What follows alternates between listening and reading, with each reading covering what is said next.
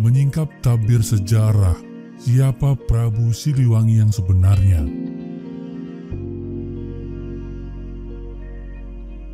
Siapakah Prabu Siliwangi yang sebenarnya? Ini adalah pertanyaan dasar yang sering dilontarkan menyikapi berbagai versi sejarah Prabu Siliwangi.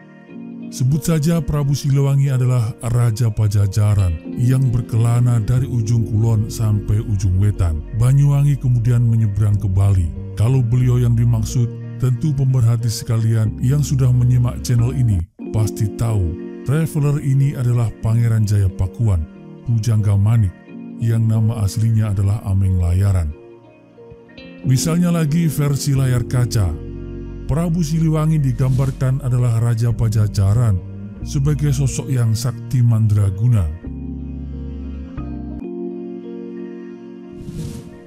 Versi lain menyebutkan Prabu Siliwangi adalah Raja Kerajaan Gajah yang memindahkan kerajaannya ke alam gaib. Dan ada juga yang menyebutkan Prabu Siliwangi adalah seluruh penguasa yang pernah menjadi raja di Tatar Sunda, mulai dari Kerajaan Tarumanegara hingga Pakuan Pajajaran. Dalam catatan sejarah, baik prasasti maupun kitab kuno, tidak ditemukan nama Prabu Siliwangi. Nama Siliwangi dalam catatan paling lama ada pada naskah pantun Keropak 630. Menurut tradisi lama, orang segan atau tidak diperkenankan menyebut gelar raja yang sesungguhnya. Maka juru pantun mempopulerkan sebutan Siliwangi. Dengan nama itulah dikenal dalam literatur Sunda. Wangsakerta pun mengungkap bahwa Siliwangi bukan nama pribadi sang raja. Dalam naskah Wangsakerta ditulis bahwa hanya orang Sunda dan orang Cirebon serta orang Jawa Barat yang menyebut Prabu Siliwangi, Raja Pajajaran. Jadi nama itu bukan nama pribadinya. Nah, dari semua pendapat itu, manakah yang benar-benar Prabu Siliwangi? Atau siapakah Prabu Siliwangi yang sebenarnya? Simak selengkapnya berikut ini.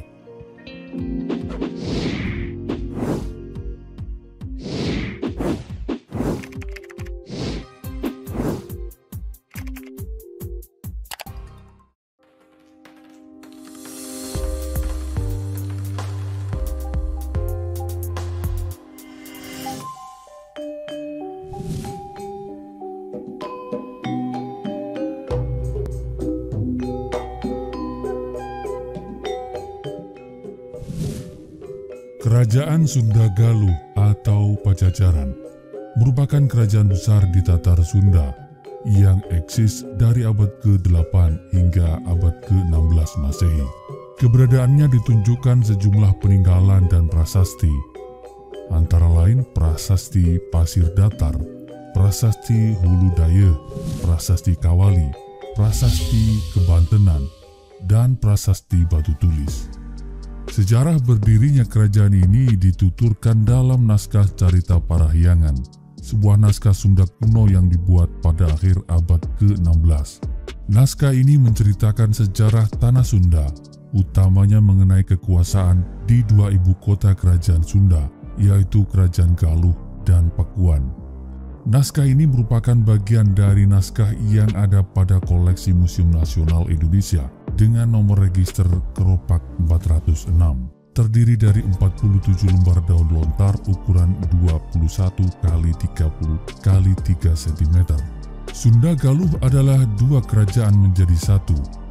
Dua kerajaan ini merupakan pecahan Kerajaan Tarumanegara, satu kerajaan tertua di Nusantara yang menguasai Tatar Sunda pada abad ke-5 hingga runtuh pada abad ke-7. Kejatuhan Tarumanegara dimulai sejak sepeninggal Maharaja Linggawarman, yakni tabuh kepemimpinan Kerajaan Tarumanegara diteruskan oleh menantunya yang kemudian bergelar Sri Maharaja Tarusbawa. Pada periode ini terjadi pergolakan. Penguasa Galuh, Ureti Kandayun, melepaskan diri dari Tarumanegara. Tahun 612, Ureti Kandayun mendeklarasikan Kerajaan Galuh sebagai pemerintahan yang berdaulat. Situasi ini membuat Tarumanegara semakin melemah. hingga akhirnya runtuh akibat serangan kerajaan Sriwijaya pada 650 Masehi. Sri Maharaja Tarusbawa yang selamat kemudian mendirikan pemerintahan baru bernama Kerajaan Sunda di tepi hulu sungai Cipakancilan yang saat sekarang masuk wilayah Bogor. Cerita Parahyangan menjelaskan mengenai Kerajaan Galuh dimulai sewaktu Rahaying Tari Medangjati yang menjadi pemimpin selama 15 tahun. Kemudian kekuasaan diwariskan kepada putranya di Galuh, yaitu Sang Mretikan Dayun.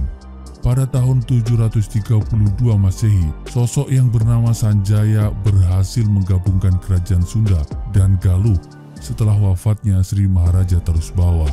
Sanjaya adalah cicit dari pendiri Kerajaan Galuh, Mretikan Dayun, yang juga suami dari putri Sri Maharaja Tarusbawa, pendiri Kerajaan Sunda. Sanjaya tampil sebagai pemersatu Sunda Galuh. Sanjaya bergelar Prabu Harisdama, mendirikan Kerajaan Mataram kuno, sekaligus sebagai pendiri Wangsa Sanjaya, dan lantaran harus bertahta di Kerajaan Kalingga, Sanjaya menyerahkan tampuk kekuasaan Sunda Galuh kepada putranya yang bernama Rakean Panaraban. Di bawah Rakean Panaraban, Sunda Galuh kembali terpecah. Pada 739, Panaraban membagi kekuasaan kepada kedua putranya, yaitu Sang Manarah yang berkuasa di Kerajaan Galuh dan Sang Bangga yang berkedudukan di Sunda. Dan berabad-abad lamanya, dua kerajaan bersaudara ini menjalani hidup sendiri. Berikut ini daftar nama raja-raja yang berkuasa di Sunda dan Galuh. Prabu Citraganda 1303 sampai dengan 1311, berkedudukan di Pakuan, wafat dipusarakan di Tanjung. Prabu Linggadewata berkedudukan di Kawali. Prabu Haji Gunawisesa merupakan menantu dari Prabu Linggadewata. Sampai tahun 1482, pusat pemerintahan berada di Kawali. Nama Kawali terabadikan dalam dua buah prasasti batu peninggalan Prabu Raja Wastu yang tersimpan di Astana Gede, Kawali. Dalam prasasti itu ditegaskan mangadek di Kuta Kawali, yakni bertahta kota di Kawali. Selanjutnya pada tahun 1340 sampai dengan 1357, Prabu Maharaja Linggabuana, yang banyak diabadikan dalam naskah kuno sebagai Prabu yang gugur di Palagan Bubat. Selanjutnya tata kerajaan dilanjutkan oleh adik Prabu Maharaja Linggabuana, yakni Mangkubumi Suradipati atau Prabu Bunisora. Ia dikenal juga sebagai Batara Guru di Jampang karena ia menjadi petapa dan resi yang ulung. Prabu Bunisora adalah raja penguasa peralihan, yakni menunggu hingga putra Prabu Linggabuana tumbuh dewasa. Dia adalah Prabu Raja Wastu atau Niskala Wastu Kancana yang dinobatkan menjadi raja pada tahun 1371 pada usia 23 tahun. Kita pernah membahas Prabu Niskala Wastu sebelum ini. Sang Prabu menikah dengan Larasarkati yang menjadi permaisuri pertamanya. Dari perkawinannya ini lahir Sang Halibungan yang setelah dinobatkan menjadi Raja Sunda bergelar Prabu Susuk Tunggal. Permaisuri yang kedua adalah Putri Sulung Bunisora. Dari perkawinan ini lahirlah Ningrat Kancana yang menjadi penguasa Galuh bergelar Prabu Dewa Niskala. Ya, kerajaan dipecah menjadi dua sepeninggal Niskala Wastu Kancana. Sunda dan Galuh kembali terpecah. Dan kerajaan Sunda Galuh bersatu kembali di bawah kepemimpinan Sri Baduga Maharaja 1482 sampai dengan 1521 yang diawali dari penyerahan tahta kerajaan Galuh kepada putranya Jayadewata. Demikian pula dengan Prabu Susuk Tunggal yang menyerahkan tahta kerajaan Sunda kepada menantunya Jayadewata. Jayadewata kemudian memutuskan untuk berkedudukan di Pakuan sebagai susuhunan. Pada zaman inilah disebut sebagai zaman Pajajaran. Setelah Sri Paduga meninggal, kedudukan raja digantikan oleh putranya Surawisesa. Selama 14 tahun 1521 sampai dengan 1535, tidak kurang dari 15 kali peperangan terjadi. Namun begitu, dalam cerita Parahyangan, ia dipuji dengan sebutan Kasuran, Kadiran, dan Kuanen, perwira perkasa yang pemberani. Surawisesa bertahta di Pakuan, dilanjutkan oleh putranya Ratu Dewata 1535 sampai dengan 1543. Berbeda dengan Surawisesa yang dikenal sebagai perwira perkasa dan pemberani, Ratu Dewata dikenal sangat pendiam, taat kepada agama, dan cenderung mengabaikan urusan kemiliteran negara. Ratu Dewata bertahta di Pakuan, dilanjutkan kemudian oleh Ratu Sakti yang berkuasa selama 8 tahun, mulai 1543 hingga 1551. Kemudian ia dikudeta dari tahta dan digantikan oleh Ratu Nilakendra yang berkuasa dari tahun 1551 sampai dengan 1567. Dari Nilakendra, Pakuan Pajajaran dipimpin oleh Raja Ragamulya yang dikenal sebagai Prabu Surya Kancana yang memerintah dari Pandeglang. 1579 ditandai dengan diboyongnya Palangka Sriman Sriwacana, berakhirlah zaman Pajajaran. Mencari Prabu Siliwangi. Menurut tradisi lama, orang segan atau tidak diperkenankan menyebut gelar raja yang sesungguhnya. Maka juru pantun mempopulerkan sebutan Siliwangi. Dengan nama itulah ia dikenal dalam literatur Sunda. Naskah Wangsakerta mengungkap bahwa Siliwangi bukan nama pribadi. Ia menulis, hanya orang Sunda dan orang Cirebon serta orang Jawa Barat yang menyebut Prabu Siliwangi Raja Pajajaran. Jadi nama itu bukan nama pribadinya.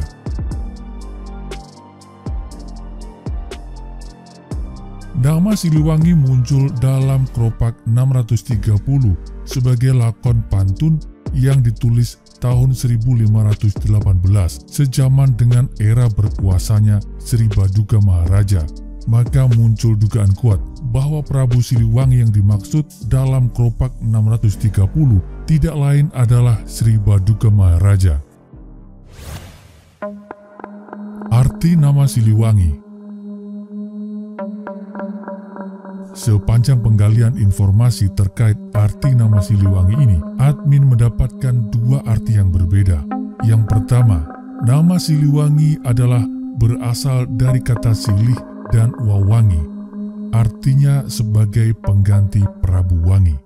Nah, dalam arti silih wawangi ini, yang penting untuk mencari siapa Siliwangi, tentu harus terlebih dahulu tahu siapa Prabu Wangi. Tentang hal itu, Pustaka Raja-Raja Ibumi Nusantara mengungkapkan bahwa orang Sunda menganggap Sri Baduga sebagai pengganti Prabu Wangi, sebagai silih yang telah hilang. Diungkap dalam naskah tersebut sebagai berikut. Di medan perang Bubat, ia banyak membinasakan musuhnya karena Prabu Maharaja sangat menguasai ilmu senjata dan mahir berperang, tidak mau negaranya diperintah dan dijajah orang lain. Ia berani menghadapi pasukan besar yang dipimpin oleh Sang Pati Gajah Mada yang jumlahnya tidak terhitung. Oleh karena itu, ia bersama semua pengiringnya gugur tidak tersisa. Ia senantiasa mengharapkan kesejahteraan hidup rakyat di seluruh bumi Tatar Sunda. Kemasyhuran Sang Prabu Maharaja membangkitkan rasa bangga kepada keluarga, menteri-menteri kerajaan, angkatan perang, dan rakyat Tatar Sunda. Oleh karena itu, nama Prabu Maharaja Mewangi selanjutnya disebut Prabu Wangi, dan keturunannya lalu disebut dengan nama Prabu Siliwangi.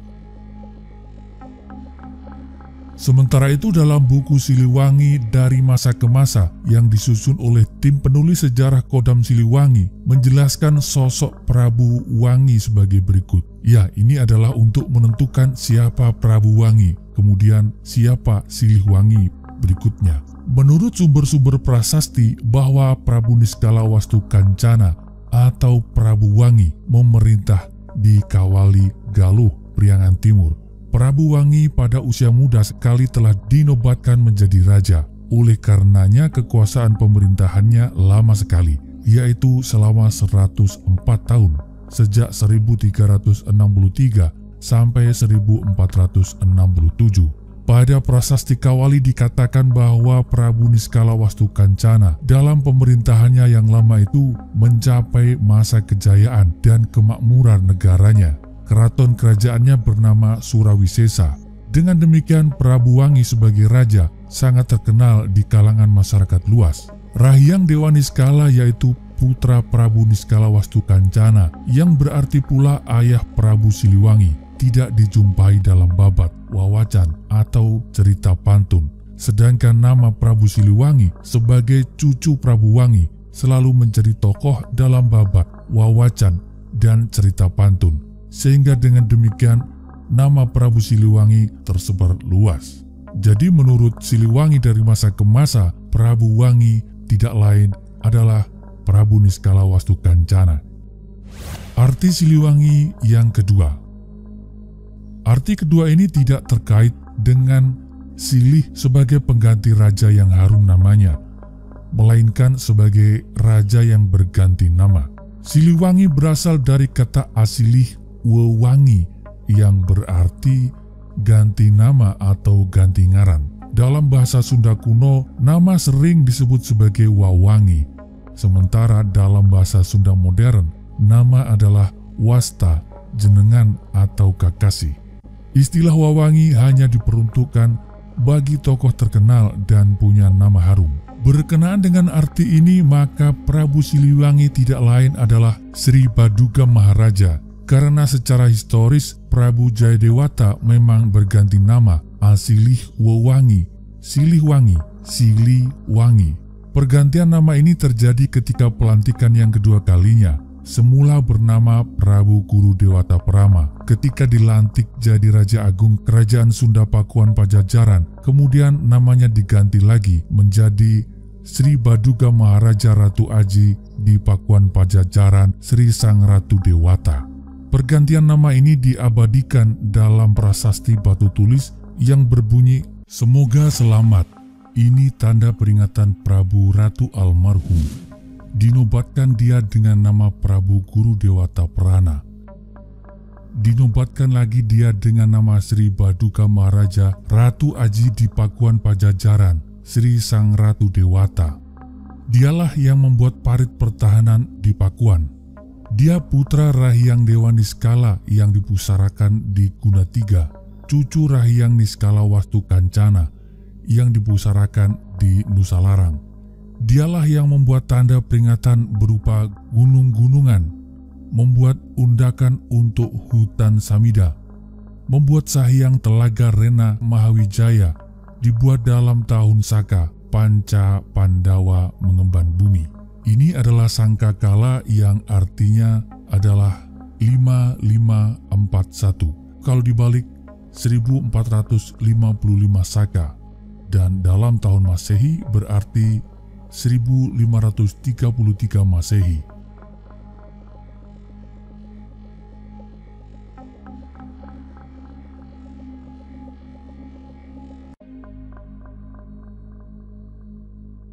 Tema yang dimuat dalam video ini terjadi puluhan bahkan ratusan tahun silam, sehingga sangat mungkin tidak sama persis seperti asal kejadian. Catatan sejarah bisa saja berbeda dengan bukti dan kenyataan. Terhadap hal itu, admin terbuka pada setiap masukan. Admin juga tidak menganggap bahwa yang kami sampaikan adalah satu kebenaran tunggal. Admin menerima setiap kemungkinan dan masukan. Terhadap figur dan tokoh yang diceritakan, admin berlepas pandang dalam menilai, menghakimi maupun menghukumi. Kami memegang kaidah, wa ma jara baina sahabi naskutu. Seluruh yang terjadi antara para sahabat sengaja kami perluas artinya jadi sejarah secara umum. Kami diam, tidak ikut campur, tidak membahas. Di mata admin, masa lampau dan seluruh dinamika di dalamnya adalah hikmah. Terima kasih. Salam hangat. Assalamualaikum warahmatullahi wabarakatuh.